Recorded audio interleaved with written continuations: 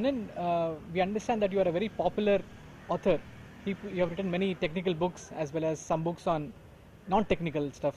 So can you tell us something about your recent work, that is Spirituality at Work? Well, maybe I should begin with this book, which was written in 2004. I think it came out in 2004, very small book with a catchy title, which the publishers, I'm grateful to Yogi Impressions, the publisher, for this book. Stop Sleepwalking Through Life. There's a Hindi translation of this, Bhram Se Jago Sone Walo. Well, this is a fast reading book, which really points at the many issues in life that we keep evading, and the fact that unless we wake up from this delusion, from this illusion, we're going to continue sleepwalking through life, and it's important to wake up. So that was way back. And then we used this book to teach a course here called Self-Awareness. I teach it along with a colleague, Arul Dev. There are many other books covered. That course is very generic. It doesn't focus on Indian spirituality. It covers Sufism, a bit of Judaism, a lot of Christianity, a lot of Buddhism, and some meditations.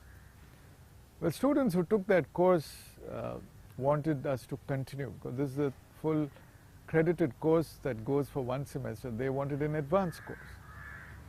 We had many options, and I had this inner calling to focus on the Bhagavad Gita. And so that course was exclusively on the Bhagavad Gita. The course is called Integral Karmayoga. I think the first of its kind offered anywhere.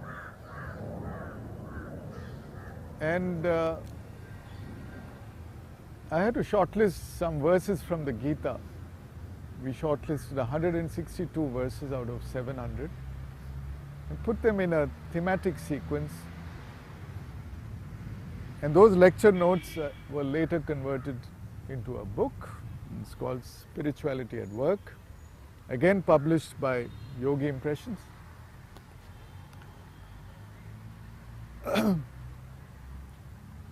This book has 18 chapters, just like the Gita itself. The Gita has also 18 chapters in Sanskrit, and it covers various themes. It begins with Arjuna's dejection, and it ends with the final supreme teaching. But it's a very graded course. The themes have been selected in such a way that it answers the questions that the students invariably come up with. And there are many questions. There are some pictures as well. There are verses in which I have translated into English, and I've tried to break down the original Devanagari verses, broken the sandhi so that the English line is it has got its appropriate Sanskrit split. But even if you don't know Sanskrit, there's no issues. We have a lot of foreigners also attending this course, and we hope these video lectures will help people who don't have access to IIT Madras. By the way, we restrict the number of students attending this course to what can be accommodated in the hall, less than 100. But we hope that you can use this book. You need this book in these video lectures, because we go through chapter by chapter in great depth. So if you want to listen to the video lectures, get hold of a copy of the book. There's an e-book version of this also available on Kindle. You can contact the publishers or Amazon or Flipkart and get hold of the book. So this book hopefully will fill in the gap related to the understanding the teachings of the Bhagavad Gita. There are basically 3 yogas which are integrated here. That's why we use the word integral karma yoga. The focus is on work. See, many of us have, especially in India, an understanding that spirituality will make you into a monk, a renunciate. You have to give up everything and wander off into the Himalayas or put on a saffron robe. That's not the spirituality of the Bhagavad Gita. It's meant for the Arjunas of the world, who live in the world, who have jobs to do, who have families to maintain, who have services to provide. How do you do that kind of work in the best manner possible? A work that is completely fulfilling. And that part is called Karmayoga. The word yoga literally means yoking, union with the one source from which we have all emerged, the union with the divine. So all of us do work. Karma can stand for the intention behind the work, and the work could be thought, word or action. But there's a difference between being centered in your soul and doing work with that connection, with that connectivity. The Gita uses the word yukta.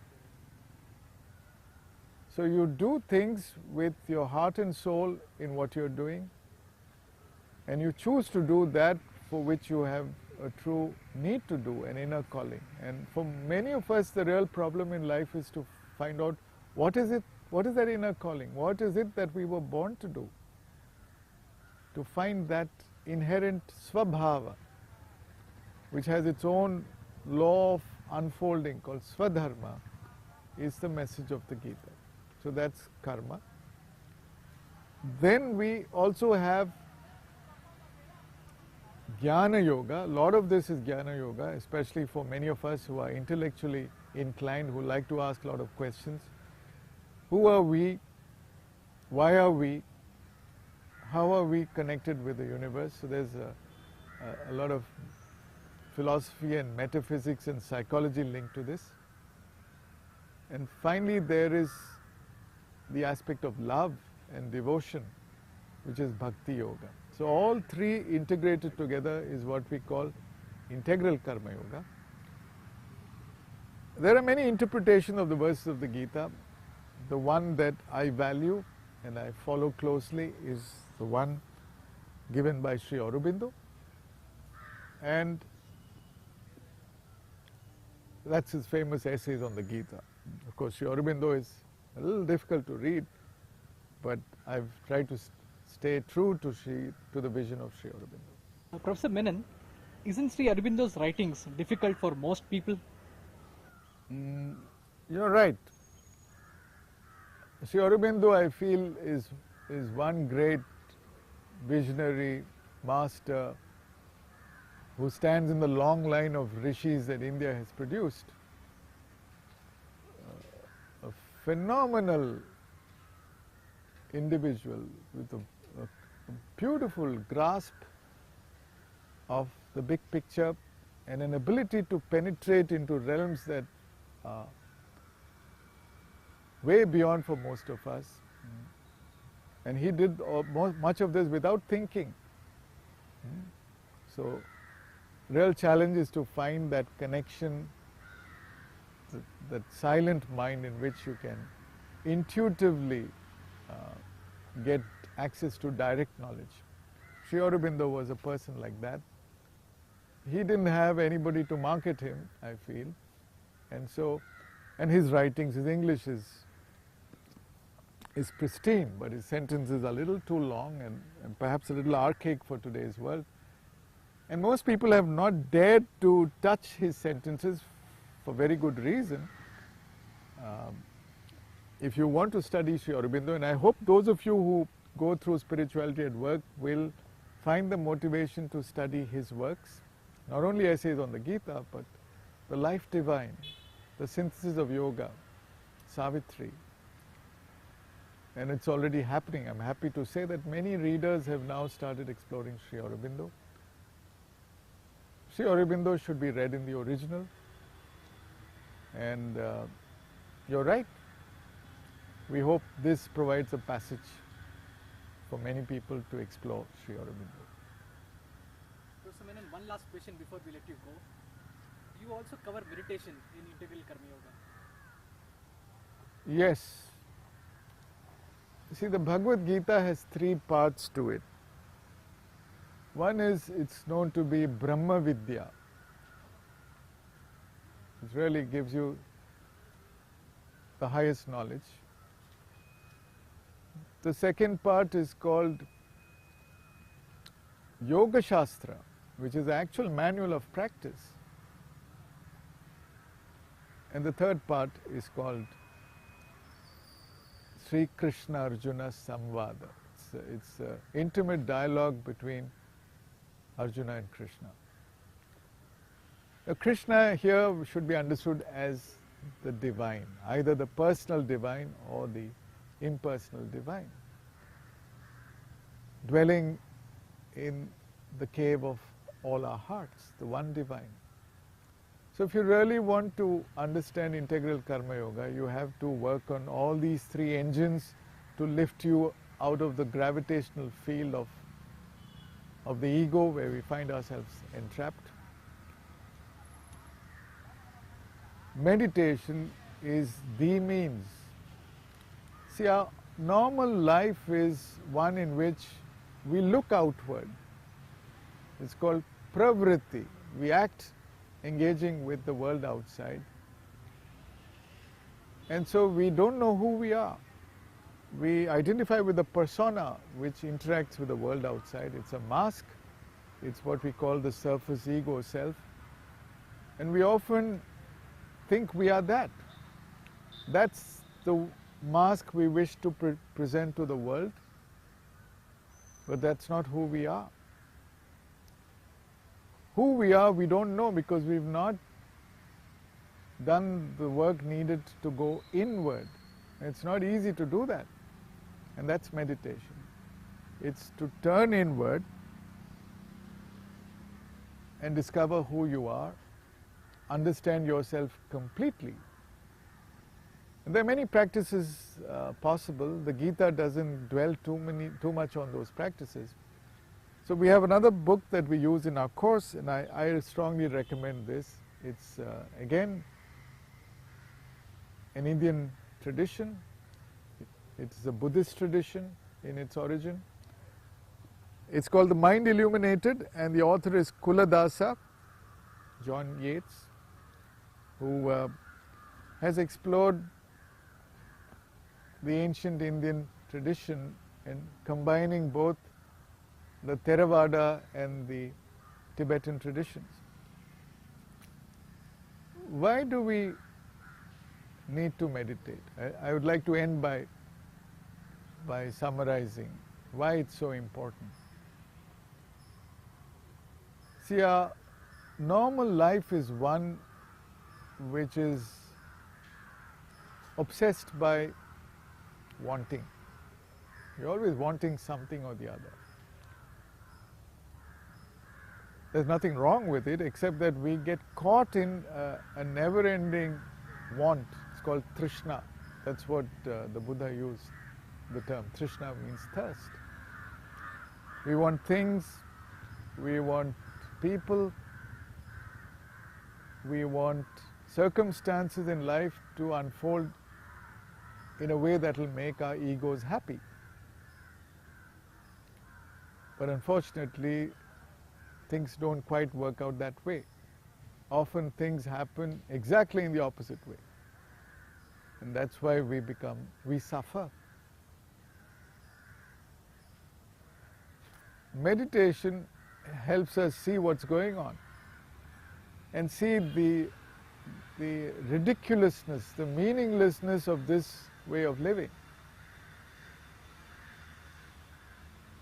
It asks us to pause and look at what's going on.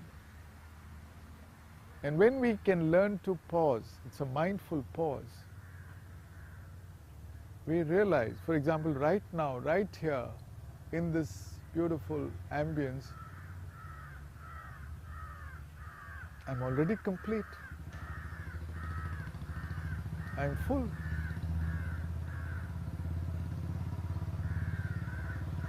I really don't feel anything missing.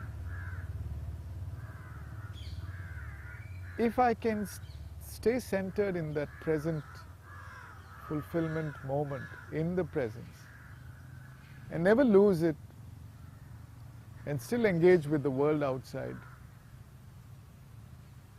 that would be a wonderful way to live. That's the promise of meditation. The problem with the normal way of living is that it's a mindless way of living. Even the work that we do most of the time, our minds are not in what we do, our hearts are not in what we do. Whereas the promise of meditation is that we engage fully with whatever we do. And the Gita asks us only to do those things that we are meant to do. So we don't dissipate our energies. We keep it focused and concentrated. We have stable attention and awareness. And so we can do the few things that we do to perfection. Sarva bhavena, with our entire being, not just physically, but also mentally and psychologically and spiritually. So that's integral.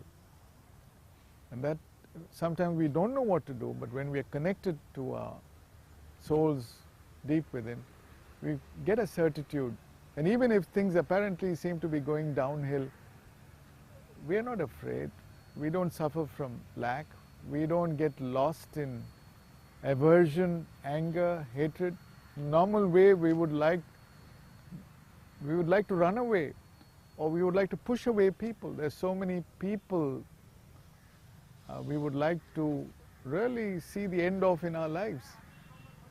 All that radically changes because we suddenly realize that the context we find ourselves in has a meaning. The Kurukshetra, the battlefield, is tailor-made for each one of us. And our means of emancipation is exactly in that battlefield. And we can play the game best when we are centered, we don't run away from the battlefield, and we know what's the best thing to do. Meditation finally accomplishes its completeness when we discover a sense of equanimity. We have equanimity in the mind. The mind is clear and calm, and so it can think clearly, it can intuit clearly, it's not muddled. There is also an equanimity in the vital being, which means that we are not disturbed by desires that demand that the outcome should be in a certain manner. And physically also we experience equanimity. So meditation is absolutely important, and this book talks of 10 stages of meditation, all pointing in the direction of the Gita. The Gita's description of yoga is samatvam yoga uchyate, which means to attain that state of absolute equanimity.